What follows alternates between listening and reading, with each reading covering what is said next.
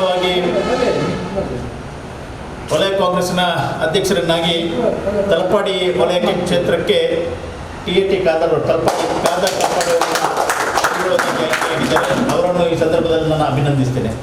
ಅದೇ ರೀತಿ ಕೋಟೆಕಾರಿಗೆ ಸುಕುಮಾರ್ ರಾವ್ ಗಟ್ಟಿಯವರು ಆಯ್ಕೆಯಾಗಿದ್ದಾರೆ, ಅವರನ್ನು ಅಭಿನಂದಿಸ್ತೇನೆ.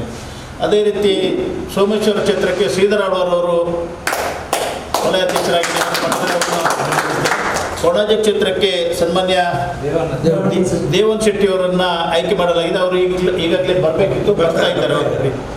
ಅವರಿಗೆಲ್ಲರಿಗೂ ಅಭಿನಂದಿಸಿಕೊಂಡು ನಿಮಗೆ ಕೊಟ್ಟ ಜವಾಬ್ದಾರಿ ಏನಿದೆ, ಗ್ರಾಮದಲ್ಲಿ ಪಕ್ಷದ ಸಂಘಟನೆ ಆಗಬೇಕು. ಯಾವುದೇ ಸಂದರ್ಭದಲ್ಲಿ ಯಾರ ಹತ್ರ ಏನು ಬೇಸರ ಮಾಡಿಕೊಳ್ಳದೆ, ಯಾರ ಹತ್ರ ಏನು ಕೋಪಗಳು ಇಟ್ಕೊಳ್ಳದೆ, ಯಾರ ಹತ್ರ ಏನು ಕ್ಷುಲ್ಲಕ ಕಾರಣಗಳಿಂದ ಏನಾದರೂ ಮನಸ್ಸಿಗೆ ನೋವಾಗಿದ್ದರೆ ಅದನ್ನೆಲ್ಲ ಬದಿಗಿಟ್ಟು ನಾವೆಲ್ಲ ಕಾಂಗ್ರೆಸ್ ಕುಟುಂಬದ ಒಂದೇ ಮನೆಯ ಕುಟುಂಬಸ್ಥರು ತಿಳ್ಕೊಂಡು ಎಲ್ಲರನ್ನೂ ವಿಶ್ವಾಸಕ್ಕೆ ತೆಗೆದುಕೊಂಡು ಒಟ್ಟಾಗಿ ಕೆಲಸ ಮಾಡುವಂಥ ಕೆಲಸ ಆಗಬೇಕಾಗಿದೆ.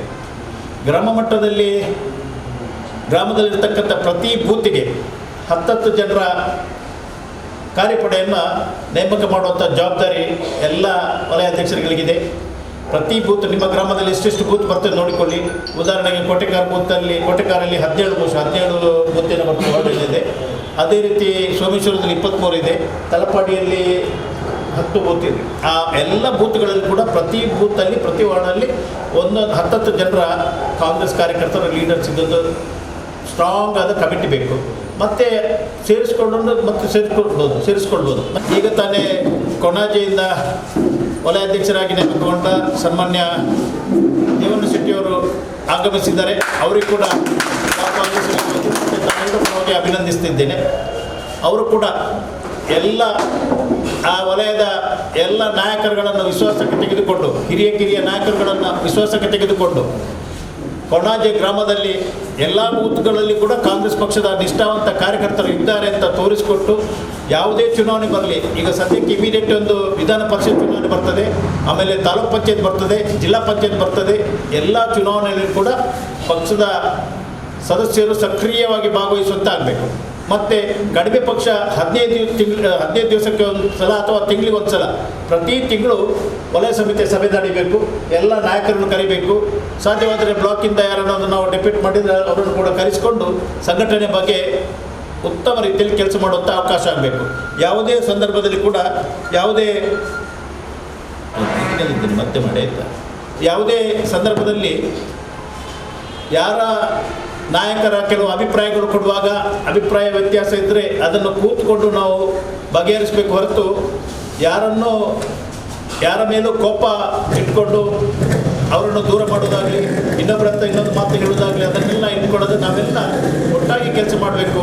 ನಮ್ಮದು ಒಂದೇ ಉದ್ದೇಶ, ಕಾಂಗ್ರೆಸ್ ಪಕ್ಷ ಮತ್ತೆ ಈ ರಾಜ್ಯದಲ್ಲಿ ಆಡಳಿತಕ್ಕೆ ಬರಬೇಕು, ಈ ರಾಷ್ಟ್ರದಲ್ಲಿ ಆಡಳಿತಕ್ಕೆ ಬರಬೇಕು. ಅದಕ್ಕಾಗಿ ನಮ್ಮ ಶಾಸಕರಾದಂಥ ಸನ್ಮಾನ್ಯ UT ಖಾದರ್ ಅವರು ಕೂಡ ಬಹಳ ಒಂದು ಹುರುಪಿನಿಂದ ಪ್ರತಿ ಕ್ಷೇತ್ರಗಳಲ್ಲಿ ಯಾವುದೇ ಚುನಾವಣೆ ಇದ್ದರೂ ಕೂಡ ಅಲ್ಲಿಗೆ ಅವರನ್ನು ಅಬ್ಸರ್ವ್ ಆಗಿ ಕಳಿಸಿಕೊಂಡು ಅಲ್ಲಿ ಕೆಲಸ ಮಾಡುವಂಥ ಅವಕಾಶ ಆಗಿದೆ. ಇವತ್ತು ರಾಜ್ಯದಲ್ಲಿ ಮತ್ತು ರಾಷ್ಟ್ರ ಮಟ್ಟದಲ್ಲಿ ಮಂಗಳೂರು ವಿಧಾನಸಭಾ ಕ್ಷೇತ್ರದ ಹೆಸರು ಬಹಳ ಒಳ್ಳೆಯ ಹೆಸರಿದೆ. ಈ ಕ್ಷೇತ್ರದ ಶಾಸಕರಿಗೆ ಕೂಡ ಒಳ್ಳೆಯ ಹೆಸರಿದೆ. ಅವರಿಗೆ ಹೆಸರಿದ್ದರೆ ಪಕ್ಷದ ನಾಯಕರುಗಳಿಗೆ ಕೂಡ ನಮ್ಮ ಈ ಕ್ಷೇತ್ರದ ಎಲ್ಲ ನಾಯಕರುಗಳಿಗೆ ಒಳ್ಳೆಯ ಒಂದು ಹೆಸರಿದೆ ಅಂತ ಹೇಳಲಿಕ್ಕೆ ಇಚ್ಛೆ ಪಡ್ತಾ ಇದ್ದೇನೆ.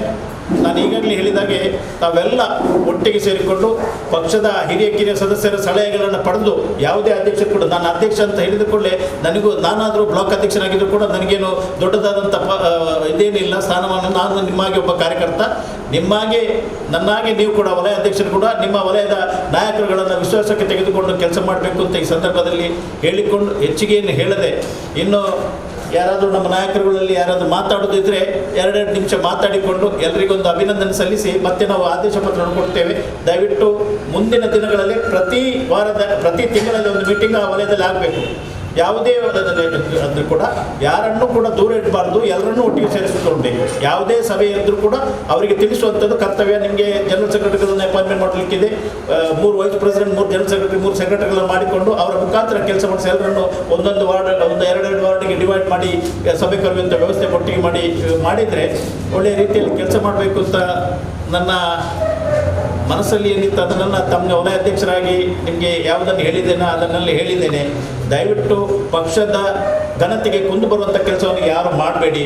ನಾವು ಈ ಹಿಂದೆ ಕರ್ತವ್ಯ ನಿರ್ವಹಿಸಿದಂಥ ಅಧ್ಯಕ್ಷರನ್ನು ಬದಲಾವಣೆ ಮಾಡದಂತೆ ಅವರನ್ನು ಉಳಿಸ್ಕೊಳ್ಬೇಕು ಅಂತ ಭಾಳಷ್ಟು ಪ್ರಯತ್ನ ಪಟ್ಟೆವು. ಆದರೂ ಅವರು ಬರ್ತೇನೆ ಅಂತ ಹೇಳಿಕೊಂಡು ದಿನ ದುಡಿದಲ್ಲದೆ ಇವತ್ತಿನವರೆಗೆ ಬರಲಿಲ್ಲ. ನಮಗೇನಾಗಿದೆ, ನಾವು ವಲಯದಲ್ಲಿ ಕಾಂಗ್ರೆಸ್ ಮತ್ತೆ ಚುನಾವಣೆ ಬರ್ತಾ ಇದೆ, ಮುನ್ಸಿಪಾಲಿಟಿ ಚುನಾವಣೆ ಇದೆ ಕೋಟೆಕಾರ್ ಮತ್ತು ಸೋಮೇಶ್ವರದಲ್ಲಿ. ಅದಕ್ಕೋಸ್ಕರ ನಾವು ಇಮಿಡಿಯೇಟ್ ಆಗಿ ಅಧ್ಯಕ್ಷರನ್ನು ಮಾಡಲೇಬೇಕಾಯಿತು. ಆದುದರಿಂದ ಇವತ್ತು ಹೊಸತಾಗಿ ಅಧ್ಯಕ್ಷರನ್ನು ಜಿಲ್ಲಾ ಕಾಂಗ್ರೆಸ್ ಮತ್ತು ಶಾಸಕರ ಅಭಿಪ್ರಾಯದಂತೆ ನಾನು ಸೇರಿಕೊಂಡು ಇವತ್ತು ಈ ವಲಯ ಅಧ್ಯಕ್ಷರನ್ನು ನೇಮಕ ಮಾಡಿದ್ದೇವೆ. ಇಲ್ಲಿ ಯಾರ್ದು ಕೂಡ ಯಾವುದೇ ಭಿನ್ನಾಭಿಪ್ರಾಯ ಇಲ್ಲ. ಎಲ್ಲ ಅಧ್ಯಕ್ಷರುಗಳು ನೀವು ಅವಿರೋಧವಾಗಿ ಆಯ್ಕೆಯಾಗಿದ್ದೀರಿ. ಆದರೆ ಅವರು ನಿಮಗೆ ಅಲ್ಲಿ ಆ ಗ್ರಾಮದ ಪದಾಧಿಕಾರಿಗಳಿದ್ದಾರೆ, ಕಾರ್ಯಕರ್ತರು ಯಾರಿದ್ದಾರೆ, ನಾಯಕರು ಯಾರಿದ್ದಾರೆ, ಅವರೆಲ್ಲ ನಿಮ್ಮ ಮೇಲೆ ಒಂದು ನಂಬಿಕೆ ಇಟ್ಟು ನಿಮಗೊಂದು ಜವಾಬ್ದಾರಿಯನ್ನು ಕೊಟ್ಟಿದ್ದಾರೆ.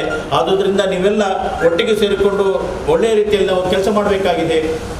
ದಯವಿಟ್ಟು ನಾನು ಈಗಾಗಲೇ ಹೇಳಿದಾಗೆ ಎಲ್ಲರನ್ನು ಸೇರಿಸ್ಕೊಂಡು ಹೋಗಿ, ಯಾರನ್ನೂ ಬಿಡಬೇಡಿ. ಏನಾದರೂ ತಪ್ಪು ಭಿನ್ನಾಭಿಪ್ರಾಯಗಳಿದ್ದರೆ ಅದನ್ನೆಲ್ಲ ಬದಿಗಿಟ್ಟು ನಾವೆಲ್ಲ ಒಟ್ಟಿಗೆ ಕೆಲಸ ಮಾಡೋಣ ಅಂತೇಳಿ ಎಲ್ಲ ನಿಮ್ಮ ನಾಯಕರಲ್ಲಿ ನಾನು ವಿನಂತಿಯನ್ನು ಮಾಡ್ತಾ ಇದ್ದೇನೆ.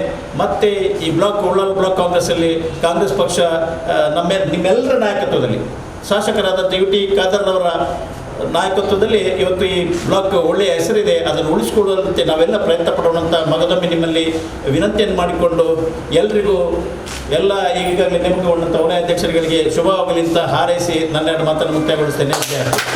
ಪಕ್ಷದ ಹಿರಿಯರಾದಂಥ ತಲಪಾಡಿ ವಲಯ ಸಮಿತಿಯ ಅಧ್ಯಕ್ಷರಾಗಿ ಆಯ್ಕೆಯಾದಂಥ ಸನ್ಮಾನ್ಯ ಖಾದರ್ ತಲಪಾಡಿ ಅವರು.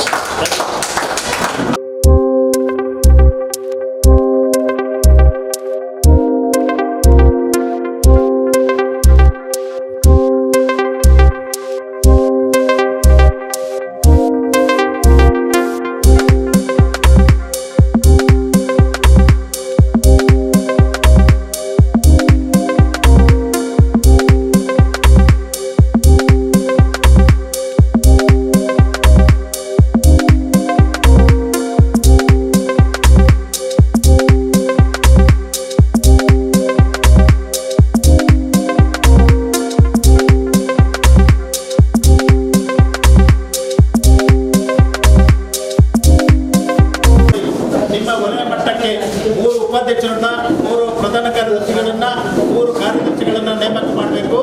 ಮತ್ತು 9 ಜನ ಎಕ್ಸಿಟ್ ಕಮಿಟಿ ಮೆಂಬರ್ಸ್. ಅಷ್ಟು ಸಮಿತಿಯನ್ನು ನೀವು ಕೂಡಲೇ ಮಾಡಿ ಅಪ್ರೋಚ್ ತಗೊಂಡು ಇಮಿಡಿಯೇಟ್ ಅನೌನ್ಸ್ ಮಾಡಬೇಕಾಗ್ತದೆ. ಆದಷ್ಟು ಬೇಗ ಅದಕ್ಕೆ ನೀವು ಕಾರ್ಯಕ್ರಮ ಹಾಕಿಕೊಂಡು ಎಲ್ಲ ನಾಯಕರನ್ನ ಡಿಸ್ಕಸ್ ಮಾಡಿಕೊಂಡು ಯಾರ್ಯಾರನ್ನು ಪದಾಧಿಕಾರಿ ಮಾಡೋದು ಅಂತ ಲಿಸ್ಟ್ ಮಾಡಿಕೊಂಡು ತಂದು ಅಪ್ರೋಚ್ ತಗೊಳ್ಬೇಕಾಗಿ ವಿನಂತಿ. ಆದಷ್ಟು ಬೇಗ ಮಾಡಬೇಕು. ನೀವು ಯಾವುದೇ ಕಾರಣಕ್ಕೂ ತುಂಬ ಸಮಯ ತೆಗಿಬೇಡಿ. ಆದಷ್ಟು ಬೇಗ ಮಾಡಿಕೊಂಡು ಎಲ್ಲರನ್ನು ಒಟ್ಟಿಗೆ ಮೀಟಿಂಗ್ ಕರೆಯುವಂಥ ವ್ಯವಸ್ಥೆ ಎಲ್ಲ ಬೇಗ ಮಾಡಿಕೊಂಡು ಪ್ರತಿ ಇದರಲ್ಲಿ ಕೂಡ ವಾರ್ಡ್ ಸಮಿತಿಯನ್ನು ಮಾಡಬೇಕು ಅಷ್ಟೇ.